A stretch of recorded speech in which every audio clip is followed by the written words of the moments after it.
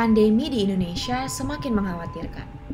Kasus positif terus naik, rumah sakit semakin penuh, korban meninggal terus bertambah, dan orang-orang makin tak peduli dengan protokol kesehatan.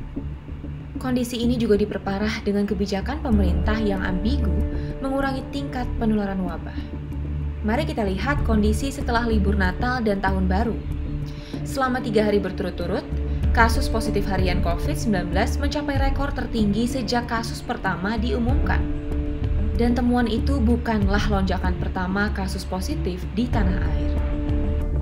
Pada Juni 2020, saat pemerintah tak mengatakan larangan mudik, peningkatan kasus harian dan kumulatif mingguan naik sekitar 69 hingga 93%. Kejadian ini kembali terulang saat libur hari kemerdekaan.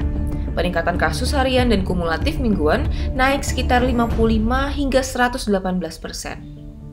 Sementara pada libur akhir Oktober, peningkatan kasus positif juga naik dari 17 sampai 22%. Meski libur panjang selalu berimbas naiknya kasus positif, namun upaya menghentikan laju penularan tak sungguh-sungguh dilakukan pemerintah. Puncak kelonggaran ini pun semakin menjadi saat libur Natal dan Tahun Baru. Alih-alih melarang warga untuk berkerumun, pemerintah malah membuka peluang bepergian dengan mengeluarkan syarat tes antigen.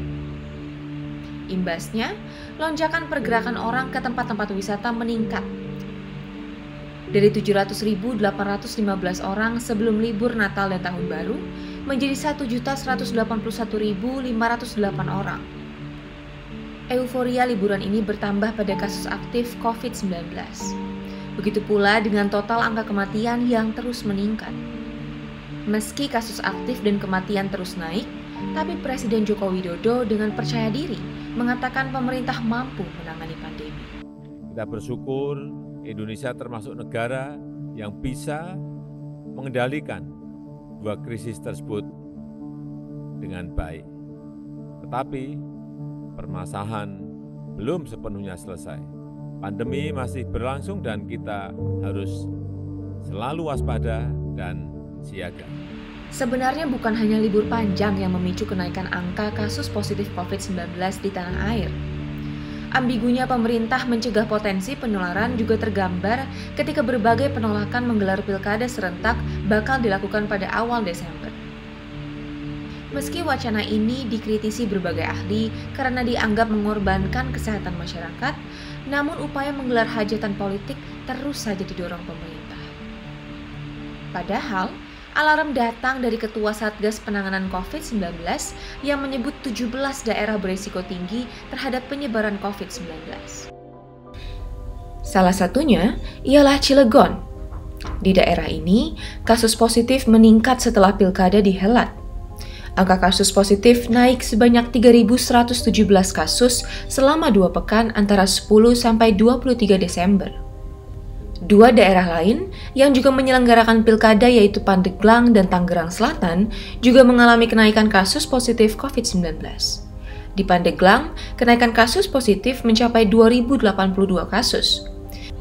Sedangkan di Tangerang Selatan, tercatat 5.800 kasus baru setelah pelaksanaan pilkada serentak. Dan paling miris, di daerah ini demi mendorong partisipasi pemilih, kabar meninggalnya Bambang Duwitoro, Ketua KPU Tangerang Selatan karena COVID-19 pun ditutupi dan baru diumumkan setelah pilkada selesai digelar. Kasus yang seringkali terjadi di kita ya, akibat mobilisasi massa yang besar, baik itu libur panjang, kemudian juga demonstrasi ataupun pilkada, itu semua sangat signifikan, terbukti secara ilmiah dan terlihat secara nyata meningkatkan kasus. Baik itu kasus harian, kasus kematian, maupun perburukan situasi pandemi. Bahkan pada level global maupun di Indonesia. Kini setelah libur panjang usai, rumah sakit kelimpungan menerima pasien. Tenaga kesehatan kewalahan dan orang-orang berteriak meminta pertolongan.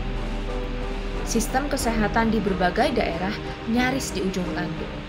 Dan pemerintah baru menarik rem setengah darurat dengan membatasi pergerakan orang di wilayah Pulau Jawa dan Bali setelah liburan berlalu. Kondisi ini setidaknya diakui Menteri Kesehatan Budi Gunadi Sadikin. Ia terdampak dari keangkuhan pendahulunya, Terawan Agus Putra. Adalah masalah urgent ya, saya mau beresin yang kenaikan pasca Nataru ini kan, karena ini urusannya sama nyawa pasien juga nyawa nakes. Jadi aku taruh waktuku lebih banyak ke sana di 2 minggu pertama. Tapi saya tahu itu short term dan mepet gitu yang